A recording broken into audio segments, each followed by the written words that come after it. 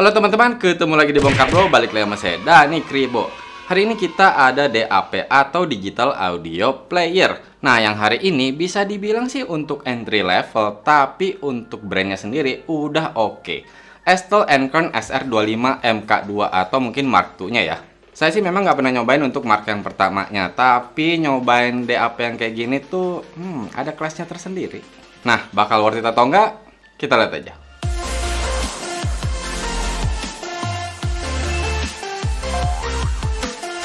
Oke, untuk Estel Enkern SR25 Mark II ini saya beli di CSI Zone dengan harga 11.500.000. Wow. Nah, ada yang shock di belakang. Nah, buat kalian yang nyari produk-produk audio berkualitas bisa ke CSI Zone. Yang juga nih, bakal ada gebyar diskon elektronik di tanggal 1 sampai 5 Februari. Itu bakal ada flash sale, ada promo diskon, dan juga ada live shopping. Nggak sampai di situ, kita mengadakan giveaway lagi nih, Bongkar Bro X CSI Zone. Dari kemarin giveaway terus. Dan hadiahnya ini adalah Kin Hi-Fi T2 Neo. Salah, Evo. Woi, ini adalah IM ya. cocok banget nih sama si Estel Enkern-nya, ya nggak? Oke banget. Gua balik ya, bye-bye. Aduh kan, kepletok aja kepala aja.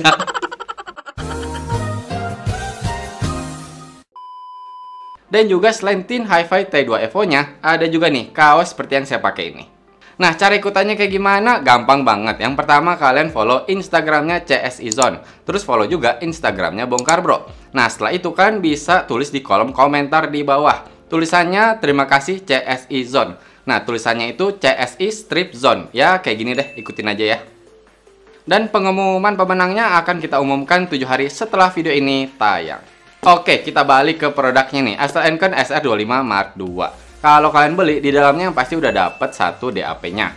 Dan juga dapat kabel untuk ngecasnya dari USB A ke tipe C yang udah cukup panjang nih. Dan juga kabel ini berfungsi sebagai ya untuk transfer file juga. Dan juga kalau kalian mau pakai USB DAC-nya.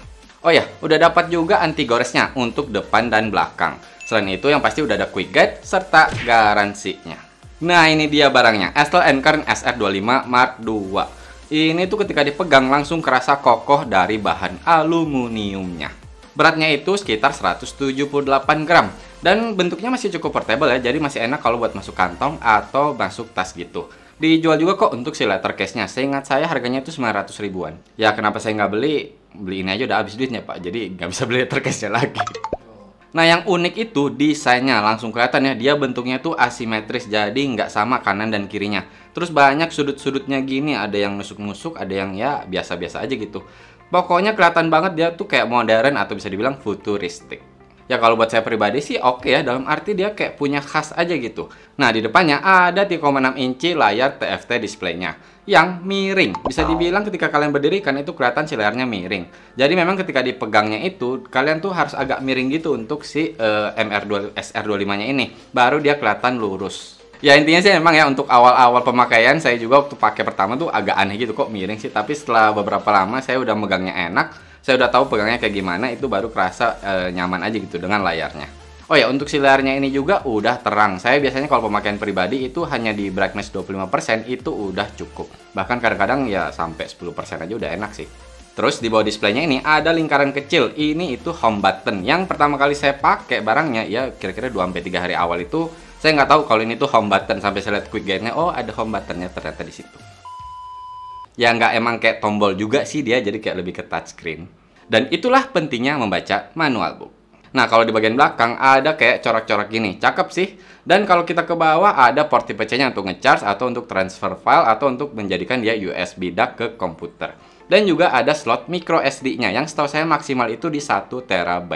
Tapi kalau si SR25 ini dia udah dapat 64 GB internal memory. Ya simpelnya kalau buat saya pribadi sih tetap saya beli tambahan ya, jadi setidaknya nggak takut kepenuhan untuk di internalnya. Iya. Nah kalau kita ke kiri ada 4 tombol, yang paling atas itu untuk power, terus ada previous track gitu, dan yang tengah play pause, yang paling ujung itu next track. Kalau untuk atur volume itu di sebelah kanan ada wheelnya dan kalian bisa putar, dan ini udah clicky. Jadi pemakaiannya sih satisfying sih kalau buat saya. Nah, kalau kita ke bagian atasnya, kelihatan ada untuk inputnya. Ada 3. Yang pertama ada single ended 3,5 mm, Terus yang tengah ini ada 4,4 mm balance. Kalau yang kanan ini 2,5 mm balance. Oke, sekarang untuk kenyamanannya dari hardware dan softwarenya. Kalau dipegang, memang sih kalau kita pegangnya gini, kita hanya nahan di bagian sisi-sisinya aja, itu masih enak. Tapi kalau kita pengen nahan di bawah nih misalkan, ini kerasa nusuk di ujung sini. Nah, kalau untuk kontrolnya sendiri, saya pegang tangan kanan kayak gini, telunjuk saya udah bisa akses 4 tombolnya, dan jempol saya bisa mengakses si volumenya. Cuman memang kalau untuk mengakses si layarnya, kadang-kadang saya butuh bantuan 2 tangan. Jadi, apalagi terutama untuk mengakses si swipe ke bawahnya. Oh ya, untuk si SR25 Mark II ini, dia menggunakan Android tapi yang modify. Jadi, jangan kalian pikir kayak Android ya di HP gitu ya, enggak. Untuk install aplikasinya aja itu kalian harus masukin dulu APK-nya baru install. Nggak sesimpel tinggal download terus install gitu. Nah, pada saat saya pakai nih dan keadaan kayak gini sambil dengerin musik, saya sih udah enak ya untuk ngeakses. Misalkan saya mau jadiin favorit lagunya, saya mau nyalain repeatnya atau shuffle-nya, udah enak. Terus saya bisa juga swipe ke kiri nih untuk membuka now playing-nya atau lagu yang ada di playlistnya. Atau bisa juga saya swipe ke bawah, itu ada history untuk lagu-lagu yang telah diputar. Nah, kalau ke swipe ke bawah ini itu kayak Android gitu, jadi dia ada semacam kayak shortcut dan juga bisa terlihat di situ ada kayak ya notifikasi gitu. Dan di sini juga ada pengaturan brightness-nya. Jadi ya untuk quick access aja sih ke brightness-nya.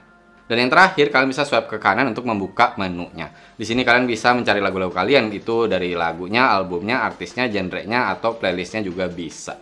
Terus kalau kalian lihat di sini ada MQS. Jadi ini tuh untuk membuka langsung file-file MQS kalian atau bisa juga DSD. Jadi ya gampang aja buat nyari file-file kalian yang udah kualitas tinggi. Intinya sih kalau kenyamanan untuk menggunakan layarnya sih saya nggak ada masalah ya. Saya mau swipe kemana ya kadang-kadang paling butuh 2 tangan itu. Terus untuk tombol backnya juga ini bisa diatur mau kemana, jadi nggak kan ngalangin. Walaupun tetap ya Androidnya saya nggak bisa bilang dia secepat HP. Jadi ya ketika saya lagi pakai HP saya bisa swipe cepet. Ketika di sini saya harus agak lambat. Ya masih wajar sih untuk di HP seperti ini. Oh ya lanjut, kalau ke menunya terus yang paling bawah itu ada untuk settingnya. Di sini kalian bisa ngatur semuanya, mau matiin atau nyalain wifi-nya, bluetooth-nya, kalian mau ngatur kodeknya, atau mengaktifkan equalizer, semuanya ada di sini. Bahkan untuk update firmware dan juga untuk mengatur si timer screen-nya. Jadi berapa lama dia bakal mati atau untuk auto off-nya. Nah, satu lagi, di menunya ini ada yang namanya service. Di sini kalian bisa memilih third party untuk mendengarkan musik. Nah, kalau yang udah ada di sini sih, kalian nggak usah sampai masukin APK segala. Kalian tinggal download, dia akan langsung menginstal. Dan yang diberikan itu ada Tidal, Spotify, Amazon Music, ada Move, ada Qobuz, ada Deezer, ada Flow, dan Apple Music. Sayangnya sih untuk memakai YouTube Music, nggak bisa sih. Dan kebetulan saya pakai Deezer Hi-Fi, jadi saya coba download dan install si Deezer-nya. Setelah itu saya pakai, enak sih, nggak ada masalah. Jadi lagu yang saya favorit di HP juga, misalkan ketika saya masuk di sini dia udah langsung ke detect juga dan saya bisa minta juga untuk langsung download. Dan buat yang bertanya, misalkan wifi-nya dimatikan tapi udah di-download lagunya, misalkan di dalam Deezer-nya, masih bisa didengerin nggak lagunya? Masih bisa kok, cuman ada tulisan aja kalau Deezer is offline. Ya, pengalaman saya pakai Deezer sih seperti itu. Kalau yang lain sih saya kurang menyobain ya. Cuman sempat dengar katanya kalau Tidal dan Spotify ada kemungkinan nggak bisa di-download lagunya atau hanya streaming aja, tapi saya kurang tahu juga. Intinya dengan adanya third party app kayak gini, penggunaan untuk si dapnya ini lebih enak. Jadi ketika walaupun saya nggak punya lagunya yang kualitas bagus, tapi setidaknya untuk Deezer HV atau buat kalian yang punya Tidal, kalian nggak usah takut untuk tiba-tiba pengen dengerin lagu apa, kalian bisa streaming atau juga untuk di-download dan didengarkan nanti. Tapi tetap ya, tidak bisa disamakan dengan speed yang ada di HP misalkan gitu ya. Kadang-kadang saya masuk Deezernya itu tekan, dia agak loading dulu, tekan lagi baru dia masuk. Kalau di HP kan tinggal tap gitu. Ya tetap wajar sih dia hanya di HP, bukan yang ya handphone. Untuk Bluetooth-nya sendiri dia masih 4.2. Kalau kodeknya itu SBC, AAC, aptX, aptX HD dan juga LDAC. Dan memang ya untuk Bluetooth 4.2-nya itu kerasa banget terutama di jarak. Jadi saya pakai itu, saya taruh di meja misalkan, baru kehalang dikit aja temboknya, saya belum tutup pintunya gitu, tembok beton doang kehalangan, itu udah mulai putus-putus koneksinya. Ya setidaknya kalau cuma masuk kantong atau masuk tas atau si DAP-nya masih ada di sekitar kita, itu masih aman-aman aja kok koneksinya. Nah kalau untuk baterai ada 3150 mAh dan diklaim playtime-nya itu 20 jam. Tapi memang ya itu untuk yang kalian misalkan dengerin lagunya itu yang flag, terus yang equalizernya itu mati atau bahkan displaynya lebih sering mati mungkin ya, jadi kayak ditaruh aja gitu, dibiarin shuffling lagunya. Dan juga untuk volumenya itu di 50%. Nah cuman masalahnya kalau buat saya selalu pakai si SR25 Mark II ini menggunakan headphone. Saya pakai HiFiMan Deva Pro yang kadang-kadang saya pakai Bluetooth-nya, tapi kadang-kadang juga saya pakai kabelnya. Dan itu kerasa untuk volumenya atau bisa dibilang power dari si SR25-nya ini itu kayak agak kurang sih. Jadi saya minimal tuh harus di 100 gitu atau bahkan kadang-kadang 110 baru saya puas. Nah, dengan volume segitu saya sih memang nggak pernah nyobain ya kalau dia bener-bener 20 jam atau enggak. Cuman setiap saya pakai 2 jam itu saya cek dia berkurang baterainya sampai 12% pada saat penggunaan Bluetooth. Nah, ketika saya lagi pakai kabel di single ended yang 3,5 mm, itu berkurangnya kira-kira di 14% untuk 2 jam. Ya memang kalau dari pengalaman saya sih baterainya udah oke ya, jadi kira-kira seminggu gitu baru saya ngecas lagi. Nah, untuk ngecasnya sendiri itu disarankan yang 5 volt 2 ampere, itu kira-kira butuh waktu 2 jam 10 menit kalau dari hasil tes saya. Nah, fitur-fitur lain di AstroEnken SR25 Mark II ini itu kayak Bluetooth Sync. Jadi saya play lagu dari HP tapi melalui Bluetooth ke si AstroEnken-nya ini, jadi menggunakan DAC-nya. Dan saya pakai kabel untuk ke headphone saya. Walaupun memang sih kerasa untuk kualitas suaranya itu menurun terutama di detailnya.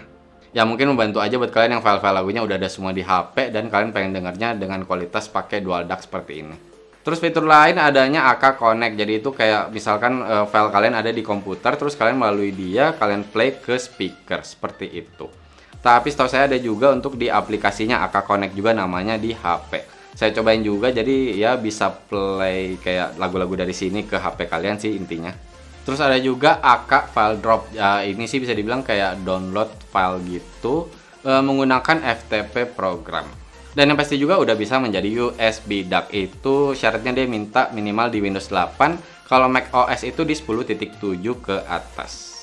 Sebelum kita lanjutkan ke kualitas suaranya, kita lihat dulu deh full spec-nya.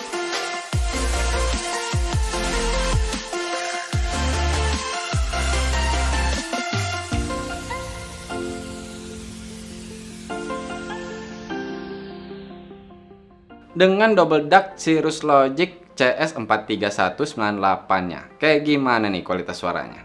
Sebelumnya saya mau mention aja nih, kalau buat saya pribadi menggunakan DAC untuk mendengarkan musik itu masih sangat sedikit ya pengalamannya.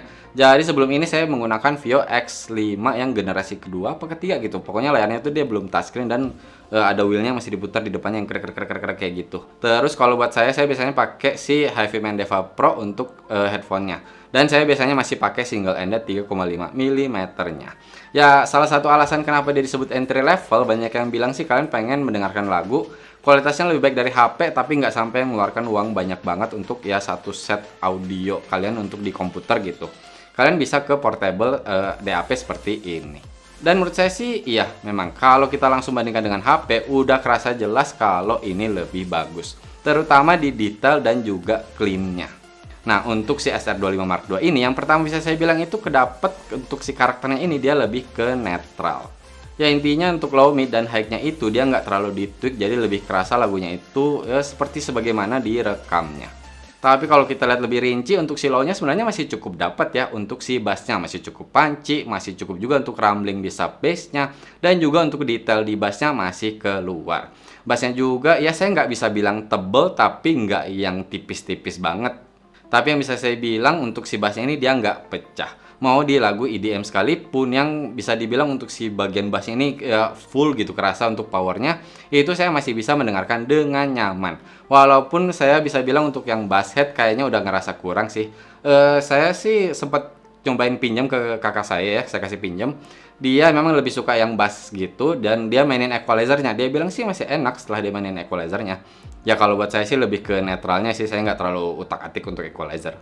Nah kalau untuk ke mid-nya sendiri, yang pertama bisa saya bilang rapih. Mid-nya ini tuh suara vokal nih, mau laki-laki atau perempuan gitu bisa terdengar dengan nyaman. Jadi dalam arti nggak akan campur aduk dengan suara sekitar atau suara instrumen lain. Ketika ada backing vokal juga kerasa depth-nya, jadi ada pemisahannya. Dan juga dengan pemisahan instrumennya ini atau pemisahan di low, mid, dan high-nya, saya nggak pernah ngerasain sekalipun dia kayak tumpang tindih gitu atau si high-nya yang terlalu masuk, si bass-nya ini untuk kegedean, saya nggak pernah ngerasain. Dan suara vokal ini bisa selalu terdengar dengan jelas, mau di detailnya, mau di clarity-nya, mau juga ada suara instrumen masuk, itu tetap dia kerasa bahwa masing-masing itu ada posisinya dan porsinya itu pas. Nah kalau untuk treble-nya, untuk si AstroEnken SR25 Mark II ini saya ngerasain sih dia udah cukup untuk sparklingnya dan dia udah cukup extend juga.